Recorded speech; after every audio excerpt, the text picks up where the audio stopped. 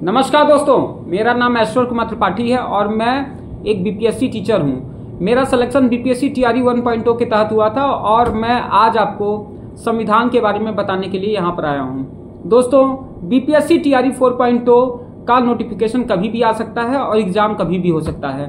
तो हमें किस तरीके से अपनी तैयारी को पुख्ता करना है, हम पहले से कैसे अपनी तैयारी को इतना मजबूत रखें कि जब भी एग्जाम आए तो हमें ये सोचना ना पड़े कि हमारा सिलेबस क्या है या हम कैसे अपनी तैयारियों को शुरू करें। इसीलिए कहते हैं कि जो इंसान पहले से अपने कॉन्सेप्ट को क्लियर रखता है या पहले से अपनी चीज़ों को मजबूत रखता है, वो निश्चित तौर पे सफलता की सीढ़ियों को चढ़ता है। तो इसीलिए हम आपके बीच में आज संविधान के बारे में बताएंगे।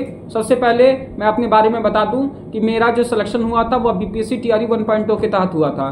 दोस्तों, उस समय का अगर आप क्वेश्चन पेपर देखें तो एक अच्छे लेवल का पेपर आया था।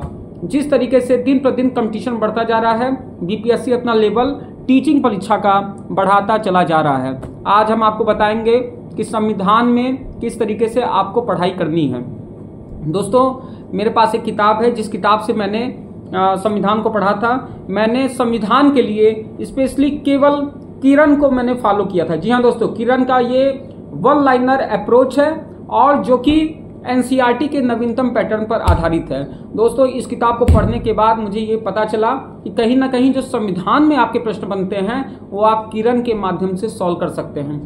और जहां तक बात रही कि किरण के साथ साथ मैं लुसेंट को भी यूज़ करता था, लेकिन मुझे अभी जो लगता है दोनों किताबों को पढ़ने के बाद जो मैं महसूस करता हूं, उससे मुझे यही महसूस होता है कि किरण और लुसेंट दोनों बेस्ट हैं, खासकर केवल और केवल पॉलिटी के लिए। अगर दोस्तों मैंने इससे पहले जो वीडियो लेकर आया था, क्योंकि मेरा ये मैंने पहला पार्ट लेकर आया हूँ बीपीएससी टीआरई 4.0 का, पार्ट 2, पार्ट 3, आज मैं पार्ट 4 लेकर आ रहा हूँ। तो इसके तहत मैंने दोस्तों अलग अलग हिस्ट्री के लिए मैंने बता दिया है कि कैसे आपको पढ़ना चाहिए, ज्योग्राफी के लिए बताया कैसे आपको पढ़ना चाहिए। आज मैं पॉलिटी के बारे में आपको बताऊंगा। दोस्तों, अभी मैं ये भी आपको बताऊंगा कि किस तरीके से आपको क्वेश्चन को अप्रोच करना है, कैसे आपको एलिमिनेशन करना है, जो ऑप्शन एलिमिनेशन कैसे सीखना है, ये सब चीज़ें हम आगे चल के चीज़ों को बताएंगे। पहले हम एक एक वीडियो बना के आपको जो सिलेबस है और सिलेबस पे हमें कैसे अप्रोच बनानी है, इसको हम क्या करते हैं, इस पर हम बात करने की कोशिश करेंगे। तो जैसा कि मैंने किताब को आपको दिखाया कि हमारे पास जो मैंने जो पढ़ा था वो किरण की बुक पढ़ी थी। किरण का जो सामान्य ज्ञान है उसके तहत मैं पॉलिटी की बात कर रहा हूँ, पॉलिटी की पढ़ाई मैंने की थी। तो दोस्तों शुरू करते हैं कि किरण के बारे में एक बार देखते हैं कि भारतीय राज्य व्यवस्था और जो संविधान है उसको क्या कहते हैं, किस तरीके से मैंने पढ़ा था, मेरा स्ट्रेटजी क्या था। मैं ये स्ट्रेटजी आप लोग के बीच में रखना चाहता हूं कि आप इस स्ट्रेटजी का यूज करेंगे तो निश्चित तौर पे आपको दोस्तों एक सीट की जरूरत है और वो एक सीट आपको जरूर मिलेगी, इस बात का मैं दावा करता हूं। देखिए दोस्तों, क्या होता है कि जब आप किसी अच्छे गाइड के हिसाब से दिशा निर्देश को फॉलो करते हैं तो निश्चित तौर पे आपको सफलता की सीढ़ी को आपको चुनने का अवसर मिलता है। तो मैं शुरुआत करता हूं संविधान के बारे में। भारतीय संविधान के बारे में अगर हम बताएं तो आपको सबसे पहले दोस्तों ये चीज देखना होगा कि हमारा सिलेबस क्या है। सबसे इंपॉर्टेंट चीज होता है किसी भी सिलेबस पे जब तक आप पकड़ नहीं बनाओगे, होता क्या है कि हम पढ़ाई करते चले जाते हैं, हमको ये नहीं पता चलता कि हमारा सिलेबस क्या है या बीपीएससी ने जो क्वेश्चन पूछेगी वो कहाँ से आएगा।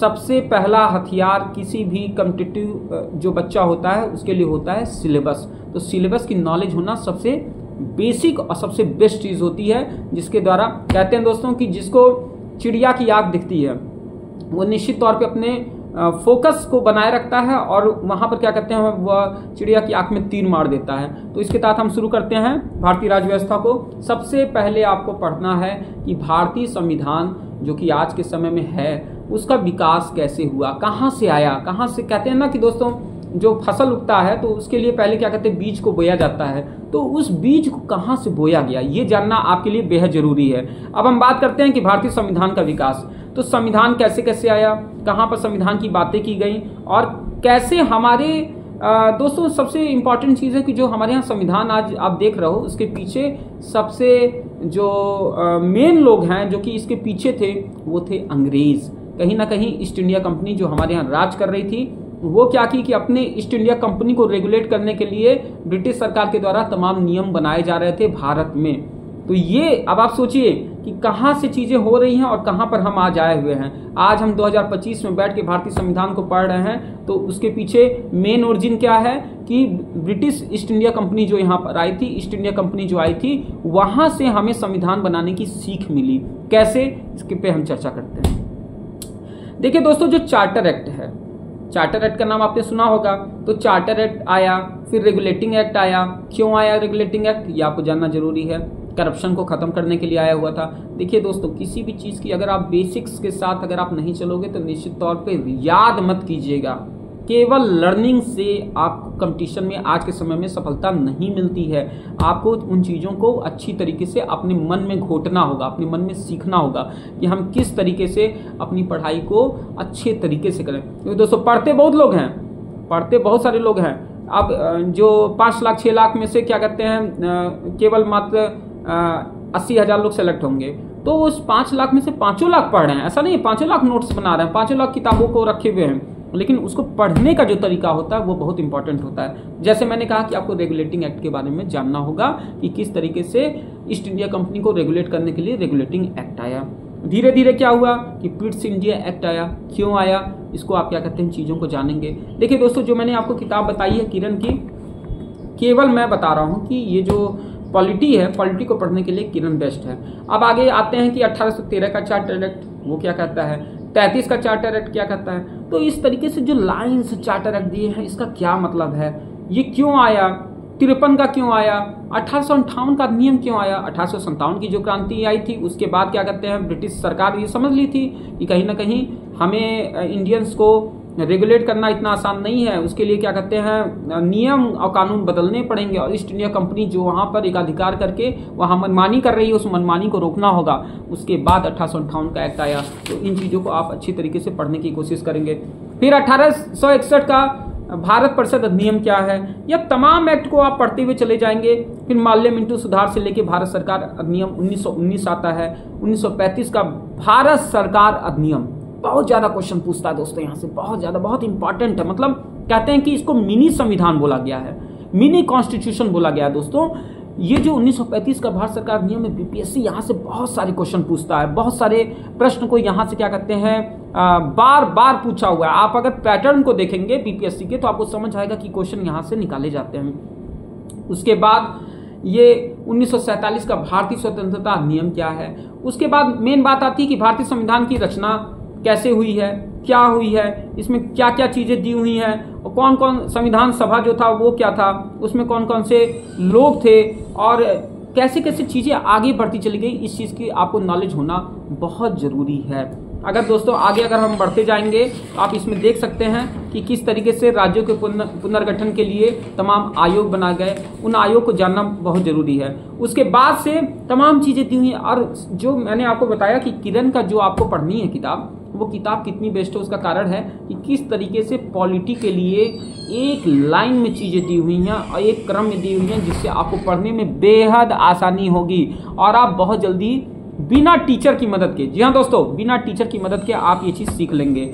आज हम बात करेंगे कि कैसे भारतीय संविधान की विशेषताएं क्या हैं, उसको जानना जरूर, क्योंकि दोस्तों यहाँ से भी कई बार क्वेश्चन पूछता है, कई बार 2 क्वेश्चन को मिला के एक क्वेश्चन बना देता है। जी हाँ दोस्तों, इस तरीके से विशेषताओं में से भी क्वेश्चन निकाल के पूछ देता है कि आपका कॉन्सेप्ट क्लियर है कि नहीं। मेन चीज़ होता है कॉन्सेप्ट। अगर आपका कॉन्सेप्ट में पकड़ है तो आपको किसी भी कंपटीशन में आप बैठते हो तो आप घबराओगे नहीं, आप हिचकिचाओगे नहीं, और आप केवल आप रट्टा मार के गए हो तो निश्चित तौर पे दोस्तों थोड़ा सा क्वेश्चन अगर क्या कहते हैं वह बदल दिया तो आप साफ हो गए। ये चीज़ होती है। तो इसीलिए अपने बेसिक्स पे काम करना बहुत ज़रूरी है।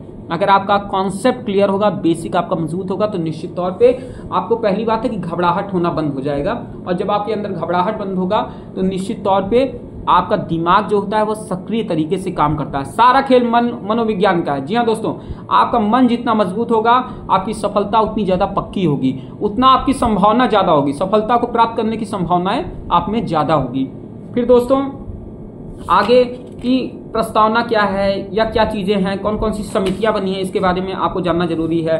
या जो नागरिकता है वह क्या चीज़ है, नागरिकता में से कई बार क्वेश्चन पूछ देता है। कि कौन कौन सी धारा है, कौन कौन से अनुच्छेद है, ये सब जानना आपको जरूरी है। मौलिक अधिकार क्या है, भाग 3 क्या है, और क्या कहते हैं कौन से अनुच्छेद इसके अंतर्गत आते हैं, इन चीज़ों को पढ़ना बेहद जरूरी है, क्योंकि बीपीएससी यहाँ से बहुत ज़्यादा प्रश्न को पूछता है। क्योंकि मौलिक अधिकार बहुत इंपॉर्टेंट है, आपकी बेसिक जिंदगी को जीने के लिए मौलिक अधिकार जरूरी है। तो दोस्तों क्वेश्चन भी उसी पैटर्न पे पूछे जाते हैं कि आपके जो जिंदगी में जो इम्पोर्टेंट चीज़ है उस पर से क्वेश्चन जरूर पूछा जाता है।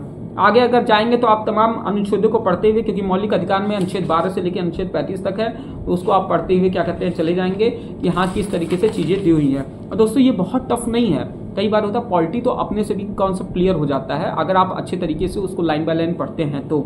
उसके बाद दोस्तों आता है राज्य के नीति निर्देशक तत्व, कि किस तरीके से इसे कहाँ से लिया गया है, आयरलैंड के संविधान से। ये क्वेश्चन आया हुआ है, ये क्वेश्चन मैंने देखा है कि कई बार ये क्वेश्चन आया हुआ है। कौन सा अनुच्छेद इसमें शामिल है, 36 से 51 तक के अनुच्छेद इसमें शामिल है, ये पढ़ना बहुत जरूरी है। और उसके बाद दोस्तों कैसे आप राष्ट्रपति और उपराष्ट्रपति के बारे में जानेंगे कि कौन कौन से अनुच्छेद में, राष्ट्रपति के पास कौन कौन सी पावर किस किस अनुच्छेद के तहत दी गई है, ये सब जानना जरूरी है। उपराष्ट्रपति के पास क्या पावर है या क्या क्या चीजें हैं, तमाम अनुच्छेदों के माध्यम से चीजें दी हुई हैं, इसको जानना बहुत जरूरी है।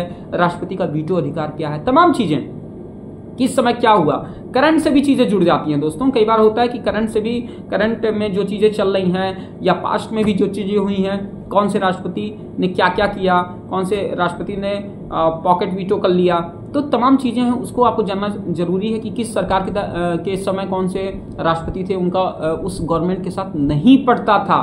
जी हाँ दोस्तों, तो ये सब चीज़ें जानना बहुत ज़रूरी है। और फिर भारत का महान्यायवादी कौन है, अटॉर्नी जनरल जिसे कहते हैं, सीएजी क्या है, किस किस, ये जितने भी आपको दिखते होंगे कॉन्स्टिट्यूशनल पद दिखते होंगे वो कोई ना कोई अनुच्छेद के तहत उसमें बनाए गए हैं, वह भारतीय संविधान का हिस्सा है। इसीलिए देखिए कि जब भी आप किसी प्रोमिनेंट इंसान को देखते होंगे कि वो शपथ लेता है तो संविधान की शपथ लेता है, संविधान की शपथ लेकर क्या कहते हैं अपने कर्तव्य का निर्वहन करता है। तो हम सभी क्या हैं, हम सभी संविधान के अधीन हैं, संविधान सबसे ऊपर है। आप देखते होंगे कि आप राष्ट्रपति हो, चाहे आप प्रधानमंत्री हो, चाहे जो भी हो, या सांसद हो, आपको कहीं ना कहीं संविधान की शपथ लेनी होती है, संविधान के आगे अपना सर को झुकाना होता है।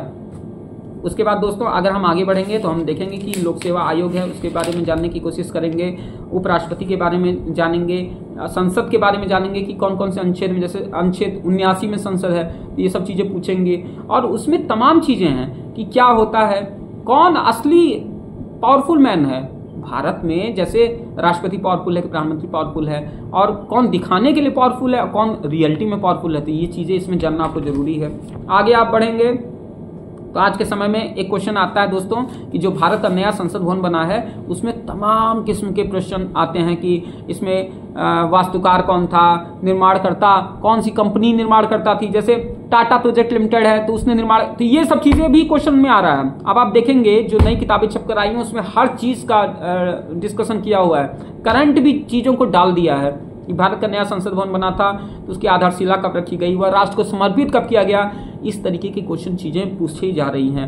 अब आप आगे बढ़ेंगे तो संचित निधि हो गया, आकस्मिक निधि हो गया, जैसे आकस्मिक निधि अनुच्छेद 267 है तो उसमें है क्या, कौन कौन सी समितियां बनाई गई हैं, ये सब चीजों को जानना बेहद जरूरी है। अगर आप आगे बढ़ेंगे तो केंद्र राज्य संबंध हो गया, या भारतीय न्यायपालिका हो गई तो उसमें सर्वोच्च न्यायालय हो गया या उच्च न्यायालय हो गया, अधीनस्थ न्यायालय हो गया, कौन कौन से संविधान में कौन कौन सी चीजें दी हुई हैं, राज्य की कार्यपालिका, जैसे राज्यपाल के बारे में आपको जानना है, राज्य विधानमंडल क्या है इसके बारे में जानना जरूरी है, ये किस तरीके से, कितने कितने सदस्य कितने कितने राज्य विधानमंडल में होंगे, 1/6 कौन होगा, तो इस तरीके से मतलब चीजें दी हुई हैं। और आपको अगर आप इस तरीके से स्टडी करोगे तो निश्चित तौर पर बहुत ही कम समय में, किरण के माध्यम से आप बहुत कम समय में आप पॉलिटी को पढ़ोगे और अच्छी तरीके से सीख सकते हो।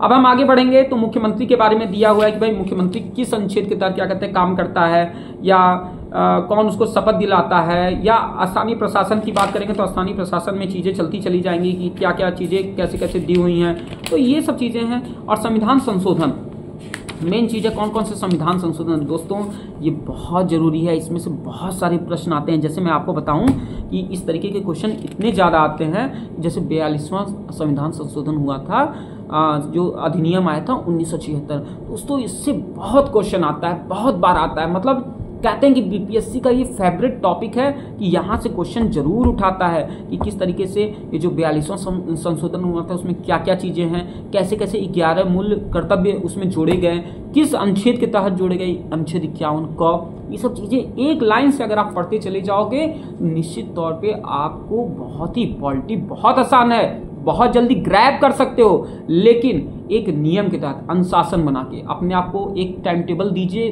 कुछ टाइम फिक्स कीजिए, उस टाइम पे अपने आप को बार बार लगाने की कोशिश कीजिए, क्योंकि जब तक आप मेहनत नहीं करेंगे निश्चित तौर पे दोस्तों आपको कोई भी सफल नहीं कर सकता है। कितनी भी लोग, मैं देखता हूँ कि लोग ऑनलाइन कोचिंग ले रहे हैं, दौड़ रहे हैं, नोट्स बना रहे हैं। भाई ऑनलाइन कोचिंग आप पढ़ने के पीछे दौड़ो, जब तक आप नोट्स बनाओगे ना तब तक आप किरण की बुक ही खोल के आप 90%, क्योंकि दोस्तों आप किसी भी ऑनलाइन प्लेटफॉर्म से पढ़ लो, पूरे में पूरा क्वेश्चन कोई नहीं कर पा रहा आज के समय में। मैं ये नहीं कर रहा हूं, बहुत ज्यादा आपके कॉन्सेप्ट क्लियर हैं तभी आप पूरे में पूरा कर पाओगे, और सफलता उसी को मिलती है जो किताब पढ़ता है। मैं ये नहीं कर रहा हूं कि जो कोचिंग सेंटर्स पढ़ेगा तो उसको वो असफल हो जाएगा, मैं ये नहीं कर रहा हूं। लेकिन दोस्तों अगर आपको रियलिटी में सफलता चाहिए तो आपको किताब फॉलो करना पड़ेगा। आप कोचिंग के नोट्स तो पढ़िए अगर आपको पढ़ना है तो, अगर आप सोच रहे हैं कि नहीं मैं अपने से नहीं कर पाऊंगा कुछ, लेकिन उसके साथ एक किताब आपको मस्ट है। जो किताब पढ़ता है रियल वॉरियर, रियल चैंपियन दोस्तों वही होता है। ये एकदम बिना किताब पढ़े, जैसे मैंने जो सफलता प्राप्त की थी मैंने किताब पढ़ के सफलता प्राप्त की है, मैं किसी कोचिंग सेंटर में नहीं गया था। और अगर आप ये क्वेश्चन टिपिकल होंगे तो किताब आपका मदद करेगा, आपको कोई कोचिंग सेंटर का नोट्स नहीं मदद करेगा दोस्तों, कॉन्सेप्ट उसमें मदद करेगा। क्योंकि दोस्तों जब तक आपके दिमाग में चीजें नहीं जाएंगी, आप ब्रेन में वो चीजें नहीं बैठाओगे, तब तक क्या कहते हैं क्वेश्चन अगर घुमा के पूछ दिया तो आप गए काम से, टाटा फिक्स हो जाएंगे आप। तो मेन चीज है कि आप अपनी कॉन्सेप्ट को कितना क्लियर करते हो, कितना बिल्ड करते हो। रटने से काम नहीं चलेगा दोस्तों, वो समय चला गया, पुराना समय चला गया जहां पर आप बैठ के रटते थे चीजों को। पहले के कंपटीशन के स्तर अलग थे, पहले वन लाइनर हल्का फुल्का पूछ देता था। आज इस किताब को मैं दिखा रहा हूं, ये वन लाइनर अप्रोच लिखा जरूर है, लेकिन एनसीईआरटी को केवल मैं पॉलिटी के लिखा रहा हूं। पॉलिटी में जिस तरीके से इसमें कॉन्सेप्ट बिल्डिंग दी हुई है तो वो आप कर सकते हो, निश्चित तौर पे कर सकते हो। अब मैं आपको बताऊंगा कि किस तरीके से संविधान के जो संशोधन है वो कितने इंपॉर्टेंट है। आप अगर देखोगे तो इस तरीके के बहुत सारे संविधान संशोधन इसमें दोस्तों दिए हुए हैं, आपको इसको पढ़ना पड़ेगा कि कब कब कौन सा संशोधन हुआ। अब जैसे मैं आपको बताता हूं कि जीएसटी की बात है तो 101वां संशोधन हुआ था, कब आया था? 2017 में आया था। यहां तक पूछ देता है दोस्तों कि 1 जुलाई 2017, मतलब ऑप्शन में डाल देता है। कई बार ऐसे भी गेम खेल देता है बीपीएससी कि ऑप्शन में ये डाल देगा कि 1 जुलाई 2017 को, तब आप क्या कीजिएगा? अगर वो कह दे 1 जुलाई, 10 जुलाई, 20 जुलाई, नन ऑफ दीज, या ऐसे करके क्वेश्चन बिल्ड करेगा, तब आप क्या कीजिएगा? तो आपको कॉन्सेप्ट को बनाना पड़ेगा, आपको चीजें पढ़नी पड़ेंगी, आपको सोचना पड़ेगा। किताब पढ़ने के बाद आप जब तक चिंतन मनन नहीं करेंगे, जब तक आप अपने आप को बैठ के, पढ़ने से ज्यादा मनन करना जरूरी है। आपने पढ़ा, पढ़ने के बाद आप बैठते हैं, आप किताब को थोड़ा बहुत सामने रखे हैं या साइड में रखे हैं, आप चीजों को रिकॉल कीजिए, जो आप पढ़ते हैं उसको आप रिकॉल कीजिए। जब तक आप रिकॉल नहीं करेंगे तो निश्चित तौर पे ये सफलता आप मिलना आपको बहुत मुश्किल हो जाएगा।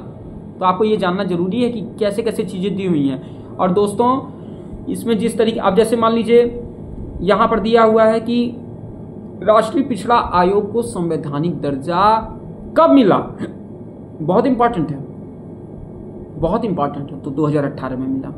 किस संशोधन से मिला ये जानना जरूरी है।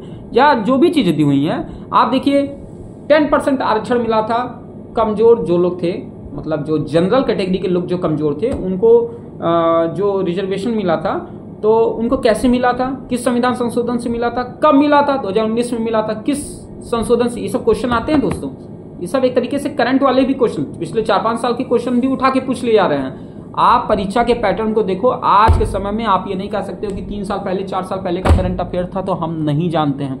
आपको पढ़ना पड़ेगा, आपको चीजों को रिकॉल करना पड़ेगा दोस्तों, मेहनत तो करनी पड़ेगी, दम तो लगाना पड़ेगा दोस्तों। अगर आप ये सोच रहे हैं कि नहीं बस आप किसी कोचिंग का नोट्स ले लिए और आप रट लिए हो जाएगा, नहीं दोस्तों, ऐसे नहीं होगा। आपको मेहनत करनी पड़ेगी, आपको एक किताब को फॉलो करना पड़ेगा। जब जब आप किताब को फॉलो करोगे निश्चित तौर पे आप सूरज की तरह चमकोगे। तो इसमें तमाम चीज़ें दी हुई हैं दोस्तों कि भारत का संविधान एक नज़र, अनुच्छेद याद होना चाहिए कि अनुच्छेद 1 में क्या है, अनुच्छेद 2 में क्या है, अनुच्छेद 4 में क्या है, या मूल कर्तव्य है तो मूल कर्तव्य में चीज़ें, फंडामेंटल ड्यूटीज़ में क्या क्या चीज़ें दी हुई हैं, कौन कौन सी, यहाँ तक कि फंडामेंटल ड्यूटीज़ में जो चीज़ें लिखी हुई हैं उससे भी प्रश्न बन जाते हैं। जी हाँ दोस्तों, उससे भी प्रश्न बन जाते हैं। ये चीज़ें हमें जानना बहुत ज़रूरी है और हमें लगता है कि जो चीज़ें मैंने बताई अगर आप उस चीज़ को फॉलो करोगे तो निश्चित तौर पे आपको क्या कहते हैं सफलता मिलेगी। और जैसे दोस्तों इस तरीके का प्रश्न मैंने देखा कि जैसे स्वतंत्र भारत का प्रथम मंत्रिमंडल था, यहाँ से भी दोस्तों प्रश्न पूछा जाता है। मतलब कौन था राष्ट्रमंडल संबंध और विदेशी मामलों में कौन हेड था, वो चीज़ आपको जाननी, कौन मंत्री था ये जानना जरूरी है। और दोस्तों गृह मंत्री कौन था, सूचना प्रसारण मंत्री कौन था, रेलवे मंत्री कौन था, रक्षा मंत्री कौन था। आज़ादी के समय की बात कर रहा है, जो अंतरिम मंत्रिमंडल 1946 3 सितंबर 1946 को जो बना था उसकी भी चर्चा ये करता है। तो तमाम चीज़ें, या आज़ादी के समय क्या कहते हैं स्वतंत्र भारत का प्रथम मंत्रिमंडल था तो उसमें खाद्य और कृषि मंत्री कौन था, जैसे राजेंद्र प्रसाद थे। तो ये चीज़ें आपको जानना जरूरी है कि उस समय कैसे क्या कहते हैं चीज़ें हुई। या आपसे पूछते कि स्वास्थ्य मंत्री कौन था 1947 में, तो आपको बताना पड़ेगा कि राजकुमारी अमृत कौर। अगर आप जाएंगे, अगर आप देखेंगे कि राजकुमारी अमृत कौर के नाम पे आप जो एम्स है दिल्ली का, वहां पर चीजें वहां लिखा हुआ है राजकुमारी अमृत कौर। तो ये कौन थी, प्रथम स्वास्थ्य मंत्री थी आजादी के समय। ये जानना आपको जरूरी है। इसी उम्मीद के साथ कि आप अपनी पढ़ाई को कंटिन्यू रखेंगे। और पॉलिटी देखिए दोस्तों, ये पहला, ये मैं जो सीरीज लेकर आ रहा हूँ, जैसे मैंने पार्ट 1 लेकर आया, पार्ट 2 लेकर आया, पार्ट 3 लेकर आया, TRE 4.2 के लिए मैं डेडिकेटेड वीडियो बना रहा हूँ और आज पार्ट 4 है। ऐसे मैं पार्ट वाइज करते आऊँगा, मैं आपको चीज़ों के साथ चलूंगा। ऐसा नहीं कि मैंने आज पॉलिटी की वीडियो बना दी तो मैं इसके बाद पॉलिटी की वीडियो नहीं बनाऊंगा। अभी मैं धीरे धीरे आपको मैं एक क्रम बता रहा हूँ कि किस क्रम से आपको पढ़ाई करनी चाहिए। उसके बाद दोस्तों मैं आपका साथ नहीं छोड़ने वाला हूँ। मैं लगातार आपके कॉन्सेप्ट बिल्ड करने के लिए जितने भी सोर्सेस हैं मैं उन सोर्सेस के साथ आपको सहयोग दूंगा और आपको उंगली पकड़ के चलाऊंगा। दोस्तों अगर मेरा सिलेक्शन हुआ तो मैं चाहता हूं कि आपका भी सिलेक्शन हो। जिन बच्चों के पास पैसा नहीं है, जिन बच्चों के पास कोचिंग करने के पैसा नहीं है, तो ऐसा नहीं है, आप इन किताबों को लेकर क्या कहते हैं अपने भविष्य को बना सकते हो। कोई जरूरी नहीं है कि आप महंगे महंगे कोचिंगों में ही बैठकर क्या कहते हैं भविष्य बना सकते हो। आपके सामने एक एग्जाम्पल है, मैंने कोई कोचिंग नहीं की है, तो हौसला रखिए, दमखम रखिए, निश्चित तौर पे आप भी सफल होंगे। डरने की जरूरत नहीं है, मन को स्ट्रांग करना जरूरी है। मन के हारे हार है, मन के जीते जीत। अगर आप इस चीज को समझने की कोशिश करेंगे तो निश्चित तौर पे आपको सफलता जरूर मिलेगी।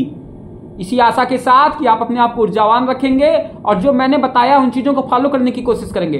कोई भी दिक्कत हो दोस्तों तो आप मुझे कमेंट सेक्शन में आप कमेंट कर सकते हैं। और प्लीज हमारे चैनल को सब्सक्राइब कीजिए, क्योंकि अभी मैंने शुरुआत किया है वीडियो को बनाना।